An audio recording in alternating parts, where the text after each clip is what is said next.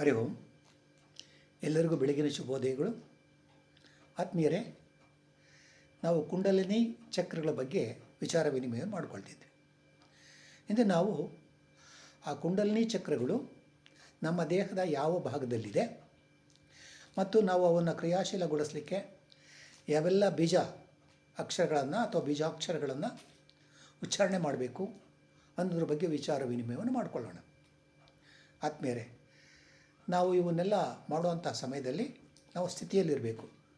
ಅಂದರೆ ನಾವು ಯಾವುದೇ ಒಂದು ಆಸನದಲ್ಲಿ ಕೂತ್ಕೊಳ್ಳಿ, ವಜ್ರಾಸನ, ಪದ್ಮಾಸನ, ಸುಖಾಸನ ಅಥವಾ ಚೇರಾಸನ, ಈ ಆಸನದಲ್ಲಿ ಯಾವುದರಲ್ಲಾದರೂ ಕೂತ್ಕೊಳ್ಳೋಣ.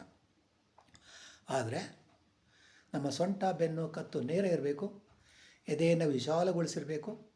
ನಮ್ಮ ಉಸಿರಾಟ ಕ್ರಿಯೆ ಸರಾಗ ಇರಬೇಕು. ಮನಸ್ಸಿನಲ್ಲಿ ಯಾವುದೇ ಆಲೋಚನೆ, ಒತ್ತಡ, ಸೆಳೆತ ಇರಬಾರ್ದು. ನಮ್ಮ ಮುಖದಲ್ಲಿ ಮಂದಹಾಸ ಇರಬೇಕು. ತುಟಿಗಳ ಮೇಲೆ ಕಿರುನಗೆ ಇರಬೇಕು. ಆ ಕಿರುನಗೆ ನಮ್ಮ ತುಟಿಗಳ ಮೇಲೆ ಸದಾ ರಾಜಿಸ್ತಾ ಇರಬೇಕಾಗ್ತದೆ. ನಮ್ಮ ದೇಹ, ಮನಸ್ಸು, ಭಾವನೆಯನ್ನು ಒಂದುಗೂಡಿಸಬೇಕು, ಏಕಾಗ್ರತೆಗೊಳಪಡಿಸಬೇಕು. ಈ ಸ್ಥಿತಿಯನ್ನೇ ನಾವು ಯೋಗ ಸ್ಥಿತಿ ಅಂತ ಹೇಳ್ತೇವೆ. ಹಾಗಾಗಿ ಇದು ಮಾಡುವಂಥ ಸಮಯದಲ್ಲಿ ಆದಷ್ಟು ಕೂಡ ಕಣ್ಣನ್ನು ಮುಚ್ಚಿ ಮಾಡೋದ್ರಿಂದ ನಾವು ಮಾಡುವಂತಹ ಕ್ರಿಯೆಗಳ ಬಗ್ಗೆ ಮನಸ್ಸನ್ನು ಫೋಕಸ್ ಮಾಡ್ಬೋದು. ಈಗ ಕುಂಡಲಿ ಚಕ್ರಗಳು 7 ಪ್ರಮುಖವಾದಂತಹ ಚಕ್ರಗಳಿದೆ ಅಂಥೇಳಿ ನಾವು ತಿಳ್ಕೊಂಡ್ವಿ. ಅವು ಯಾವ ಭಾಗದಲ್ಲಿದೆ ಅನ್ನೋದನ್ನ ಈಗ ವಿಚಾರ ವಿನಿಮಯ ಮಾಡಿಕೊಳ್ಳೋಣ. ನೋಡಿ, ಇಲ್ಲಿ ಮೊದಲನೇದು ಮೂಲಾಧಾರ ಚಕ್ರ, ಇದು. ಎರಡನೇದು ಸ್ವಾಧಿಷ್ಠಾನ, 3 ಮಣಿಪೂರಕ, 4 ಅನಾಹತ, 5 ವಿಶುದ್ಧಿ, 6ನೇದು ಆಜ್ಞಾಚಕ್ರ, 7 ಸಹಸ್ರಾರ ಚಕ್ರ. ಹಾಗಾದ್ರೆ ಇದು ಎಲ್ಲಿದೆಯಪ್ಪ ಅಂದರೆ, ಮೂಲಾಧಾರ ನೋಡಿ, ಇದು ನಮ್ಮ ಗುದದ್ವಾರದ ಸ್ವಲ್ಪ ಮೇಲ್ಭಾಗದಲ್ಲಿ. ಸ್ವಾಧಿಷ್ಠಾನ ನಮ್ಮ ಜನನೇಂದ್ರಿಯದ ಸ್ವಲ್ಪ ಮೇಲ್ಭಾಗ.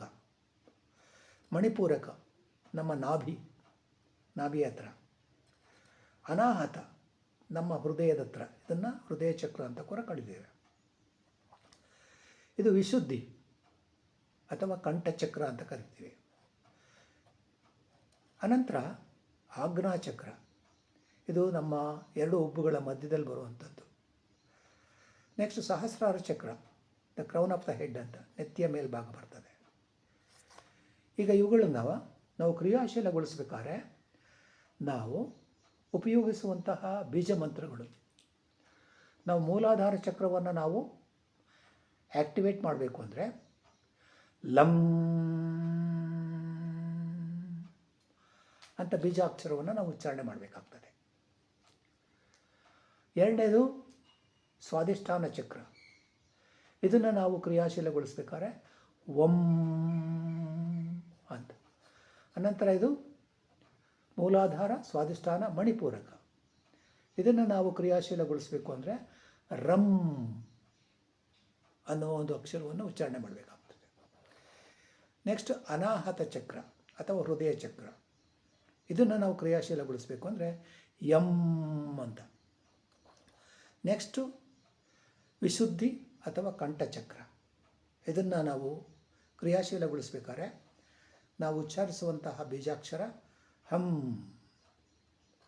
ಅನಂತರ ಆಜ್ಞಾಚಕ್ರ, ಇದನ್ನು ನಾವು ಕ್ರಿಯಾಶೀಲಗೊಳಿಸಬೇಕು ಅಂದರೆ ಓಂ ಅಂತ. ನೆಕ್ಸ್ಟು ಸಹಸ್ರಾರ ಚಕ್ರ, ಇದನ್ನು ನಾವು ಕ್ರಿಯಾಶೀಲಗೊಳಿಸಬೇಕು ಅಂದರೆ ಇಲ್ಲಿ ಸೈಲೆಂಟ್ ಓಂ ಅಂತ ಹೇಳಿ ಉಪಯೋಗಿಸ್ತೇವೆ ನಾವು. ಈ ಬೀಜಾಕ್ಷರಗಳನ್ನು ಉಪಯೋಗಿಸ್ಕೊಂಡು ನಾವು ಇವುಗಳನ್ನ ಕ್ರಿಯಾಶೀಲಗೊಳಿಸಬೇಕಾಗ್ತದೆ.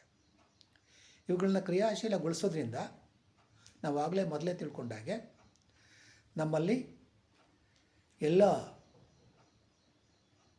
ರೋಗ ನಿರೋಧಕ ಶಕ್ತಿ ಹೆಚ್ಚಿ ಸದ್ಭಾವನೆ ಅಥವಾ ದೈವಿಕ ಭಾವನೆ ಮೂಡಿ ನಾವು ಧ್ಯಾನ ಸ್ಥಿತಿಯನ್ನು ತಲುಪಿ ಸಮಾಧಿ ಸ್ಥಿತಿಯನ್ನು ತಲುಪ್ತೇವೆ. ಆದರೆ ಇದನ್ನು 1-2 ದಿವಸದಲ್ಲಿ ಈ ಸ್ಥಿತಿಯನ್ನು ತಲುಪಲಿಕ್ಕೆ ಸಾಧ್ಯ ಇಲ್ಲ. ಸತತವಾದ ಅಭ್ಯಾಸ ಬೇಕು.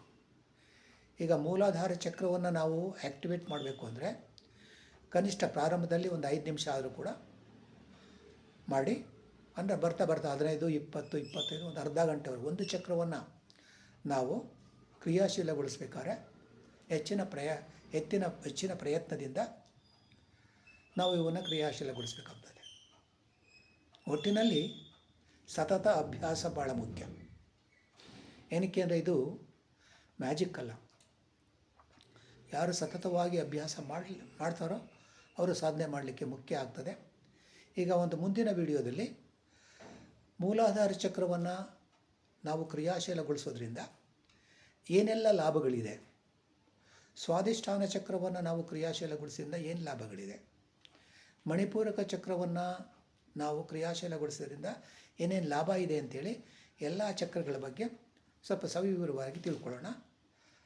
ಅಲ್ಲಿವರೆಗೆ ಇಂದಿನ ವಿಡಿಯೋವನ್ನು ಮುಕ್ತಾಯಗೊಳಿಸೋಣ. ಎಲ್ಲರಿಗೂ ಧನ್ಯವಾದಗಳು. ಹರಿ ಓಂ.